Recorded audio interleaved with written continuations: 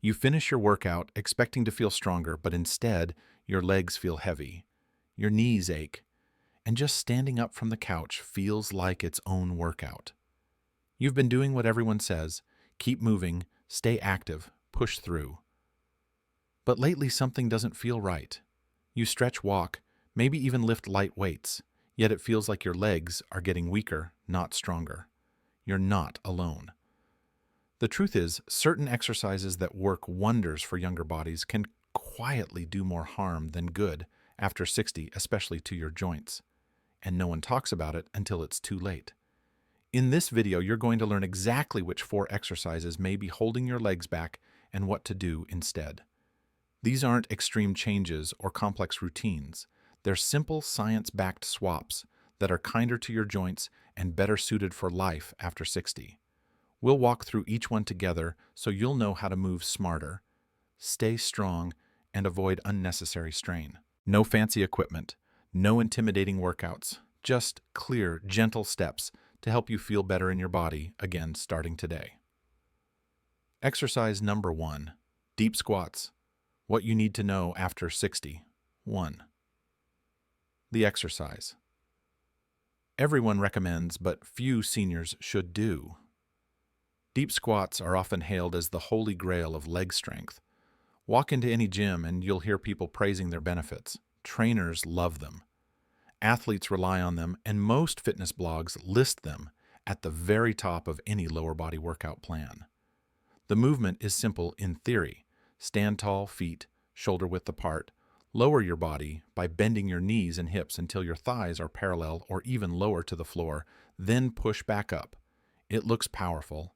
And yes, when done correctly, deep squats engage nearly every major muscle group in the lower body: quads, hamstrings, glutes, calves, and even the core. But here's where it gets tricky. That when done correctly, part becomes harder, sometimes even risky after the age of 60. While deep squats are still celebrated in the world of youth and athletics, the same movement can become problematic for older adults. Your body changes with age, and that includes your joints, cartilage, and connective tissues. What once felt like a solid, strength-building move in your 30s or 40s might now feel unstable, painful, or downright dangerous. And unfortunately, many seniors are still trying to force their way through deep squats, not realizing the potential harm until it's already done. 2. Why deep squats can be risky. After 60. Let's break it down. Deep squats involve a large range of motion, particularly in the knees and hips. When you lower your body past a certain angle, your knee joint experiences a significant increase in compressive forces, especially around the patella kneecap. For younger individuals with well-hydrated cartilage and strong stabilizing muscles, this isn't usually a problem. But for those over 60, the story is different. As you age, cartilage, the smooth, rubbery tissue that cushions your joints, begins to wear down. This is a natural part of aging and often happens without any symptoms at first. But once that cushioning thins, every movement that places excessive pressure on the joint can accelerate wear. In deep squats, especially when going below parallel, the pressure on the knee joint dramatically increases. This places the already thinning cartilage under high stress, leading to inflammation, discomfort, and increased risk of degeneration. Balance is another concern. Deep squats require good postural control and coordination between multiple muscle groups. After 60, balance can begin to decline due to changes in the inner ear nerve response time and muscle strength. A movement that shifts your center of gravity backward like a deep squat can trigger instability. Combine that with a weakened core or stiff ankles, and you have a recipe for wobbling knees, rising heels, or an unsafe posture during the movement. Hip flexibility also becomes an issue. With age, your hips may lose the mobility required to sink deep without compensation. This often causes the lumbar spine, lower back to round, placing unnecessary strain on your vertebral discs. And when squats are performed with improper form, particularly sharply under load, they can cause or aggravate lower back pain. So while deep squats might look like a powerhouse move, they demand more from the body than most people realize. They're not just about strength, they're about alignment, stability, and control. And when just one of those elements falters, Your legs and your joints end up paying the price. 3. The real-world consequences of pushing through pain. Let's say you try a deep squat because your trainer recommends it, or you saw it in a video.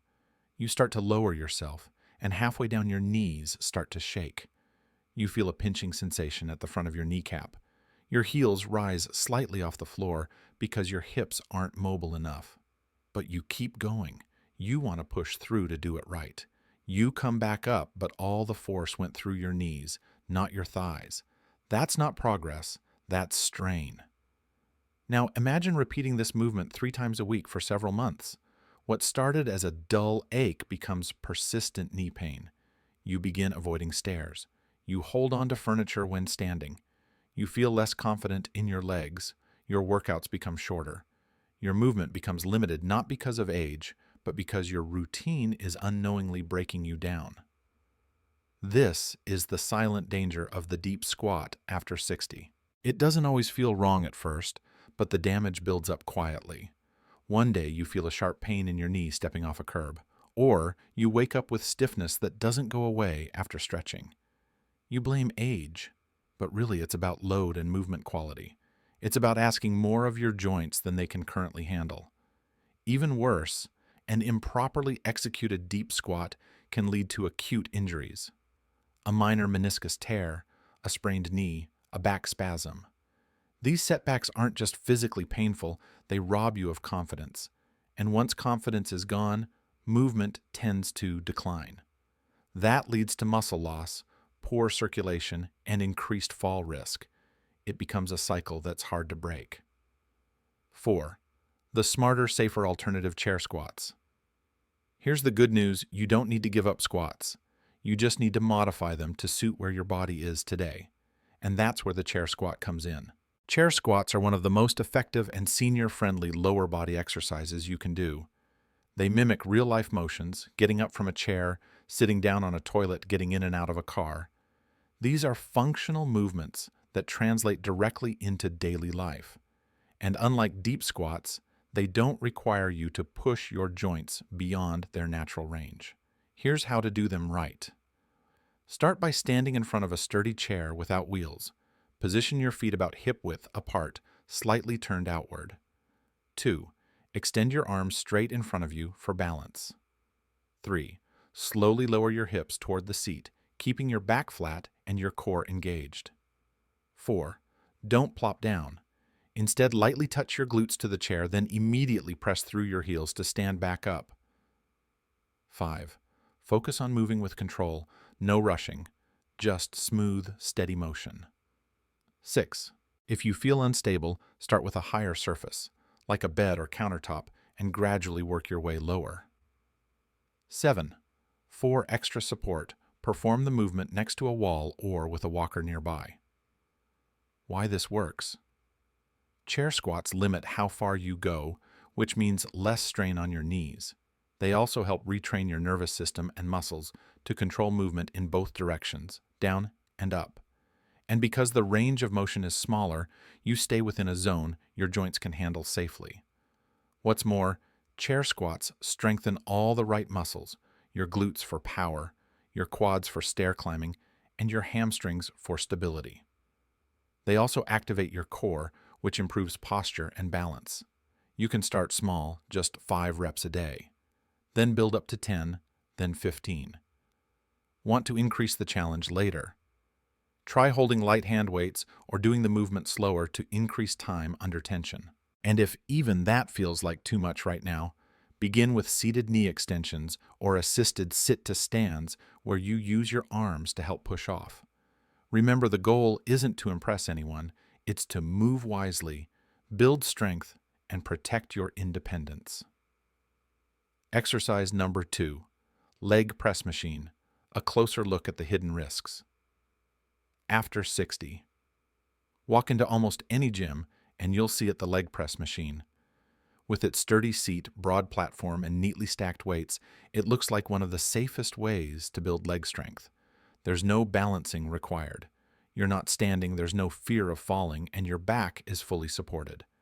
Many seniors gravitate toward the leg press because it seems straightforward, controlled, and effective. At first glance, it feels like the perfect choice. But the truth is, for people over 60, this seemingly safe machine may be quietly doing more harm than good. 1. The appeal of the leg press. The leg press appeals to people of all ages because it appears low risk. You sit down, place your feet on the platform, press the weight forward, then return to the starting position. Simple. It isolates the legs and feels powerful. Unlike squats, you don't need to worry about form or falling over. For seniors who might be dealing with balance issues or fear of injury, that's a huge relief. But the key phrase here is, feel safe. What happens beneath the surface, the force paths, joint angles, and lack of stabilizing muscle involvement tells a different story. 2. What makes it risky? After 60, the leg press puts your body in a reclined position with your back and hips pushed into the seat. Your feet are often placed high on a fixed platform. This creates an unnatural alignment for your spine and knees. When you press the weight, the force travels straight through your knees and into your lower back. There's no natural give, no stabilizers to help distribute the pressure. Your core isn't engaged, your hips don't move naturally, and worst of all, you may not even notice the damage until much later.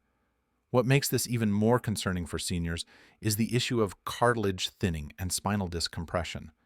After 60, your cartilage is already more fragile, your joints less hydrated. Any movement that places heavy linear pressure, especially in a fixed path, can accelerate joint wear. The leg press does exactly that. Another problem is the illusion of control. Because the machine feels stable, many users load more weight than they should. You're not holding a barbell on your back, so it doesn't feel dangerous, but your knees and lower spine don't care where the weight comes from. They only feel the pressure. And let's not forget the risk to the lower back. When the knees come in too far, especially if your back is rounded slightly, you risk disc compression. That little rounding may not seem like a big deal during the exercise, but it can lead to significant pain hours or days later. 3. What can go wrong? The hidden consequences. You finish your workout feeling fine, maybe even strong, but the next morning your knees feel stiff. Your back aches when you bend forward. At first you think it's just soreness, but it keeps happening. Climbing stairs becomes uncomfortable. Bending to tie your shoes causes a twinge. These are the red flags, and they creep up quietly. The leg press machine can slowly inflame tissues and overcompress joints. Unlike injuries from a fall, the damage here is often internal and progressive. That's what makes it so dangerous. You may not even realize what's causing the discomfort until your doctor mentions early signs of osteoarthritis or disc issues. In more severe cases, improper use of the leg press can lead to muscle imbalances. Because the movement isolates certain muscles, mainly the quads without activating the glutes, hamstrings, or core, your leg strength becomes uneven. This can throw off your gait, compromise balance, and increase fall risk. The final consequence is emotional. Repeated strain from this machine can discourage you from working out. You begin to associate strength training with pain, and once that association is formed, motivation plummets. 4. A safer, smarter alternative step-ups with support. Now for the good news. You don't have to abandon strength training. You just have to choose movements that respect your body's natural mechanics. One of the best alternatives to the leg press for seniors is the step-up with support. Here's how to do it right. Find a very low, sturdy step, ideally no more than 6 to 8 inches tall. 2. Stand beside a kitchen counter, handrail, or wall for support. 3. Slowly step one foot onto the step press through your heel and bring your other foot to meet it. 4. Step back down the same way. Repeat with control, alternating your lead foot. This simple movement mimics everyday tasks, climbing stairs, stepping onto curbs, and engages the entire lower body, quads, glutes, hamstrings, and calves. Even better, your core stays active throughout.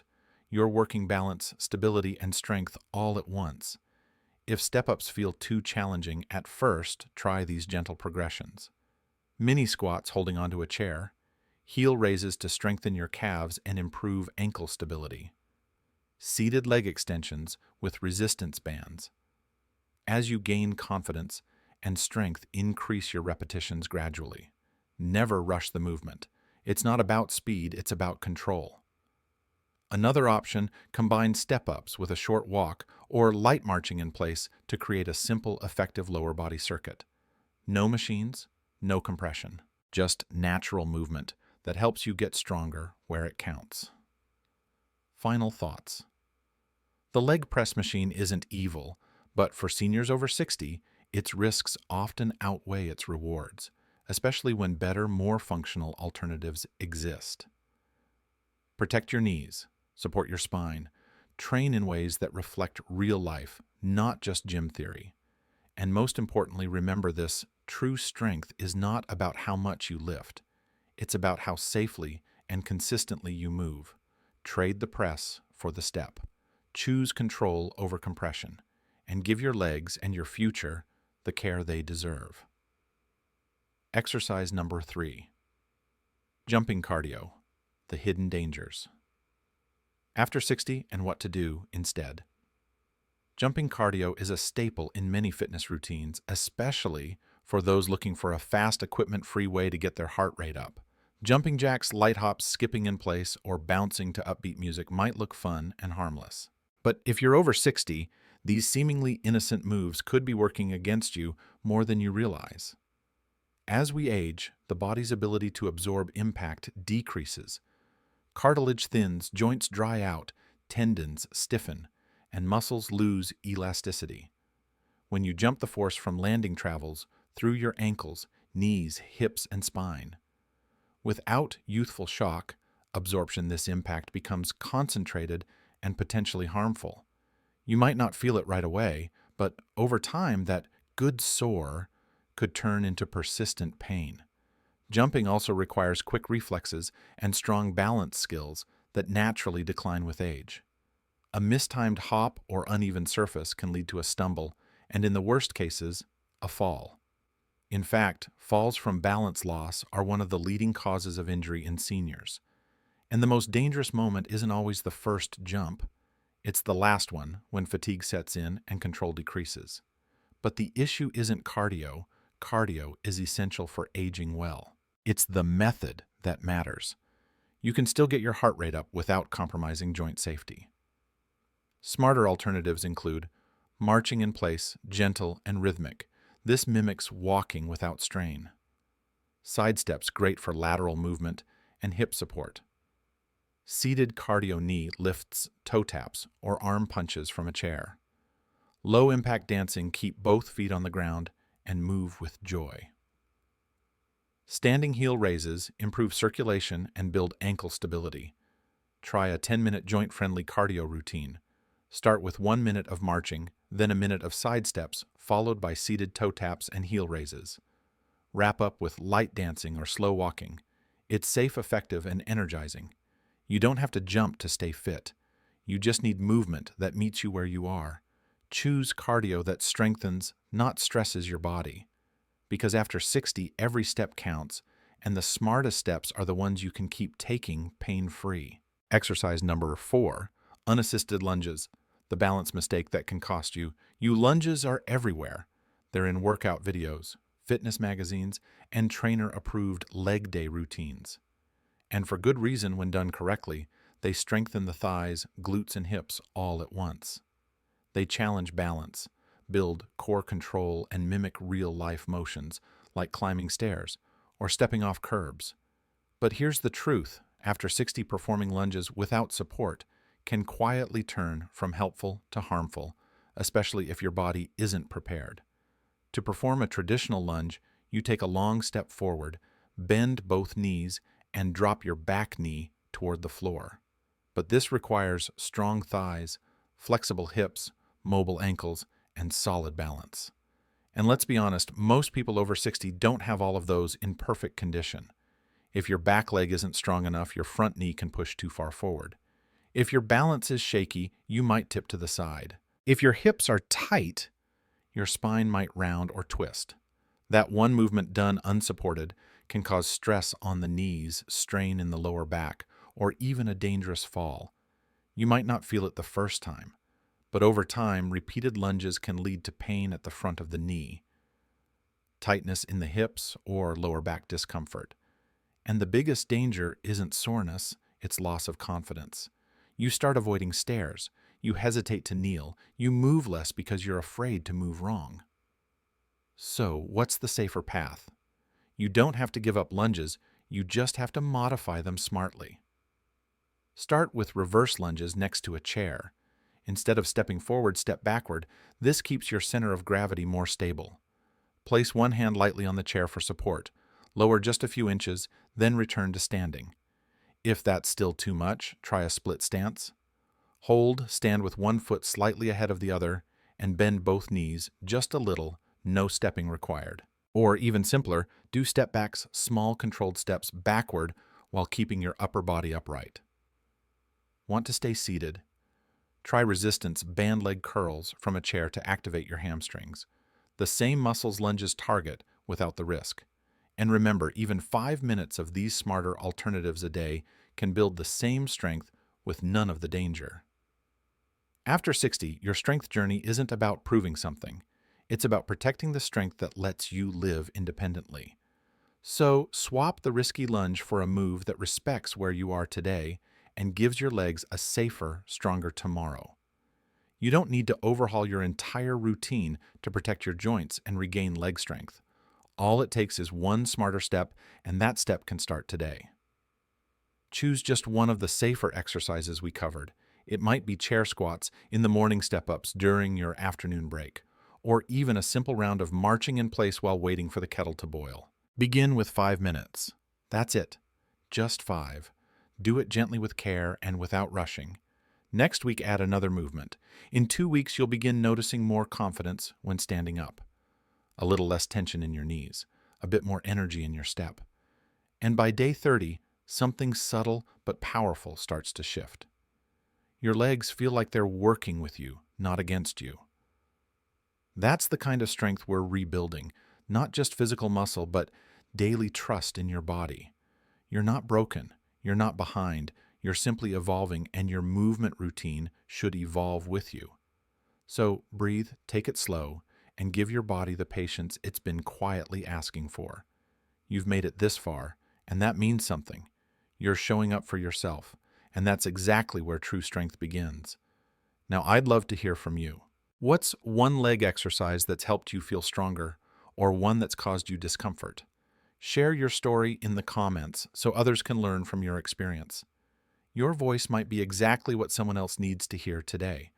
And if this video gave you something useful, a new insight, a safer way to move, consider subscribing to this channel. We're building a space for smart, practical, and age-respectful health advice. No gimmicks, no pressure, just real tools for real bodies. Together, we're taking steps toward better movement, better strength, and a better life, one day at a time.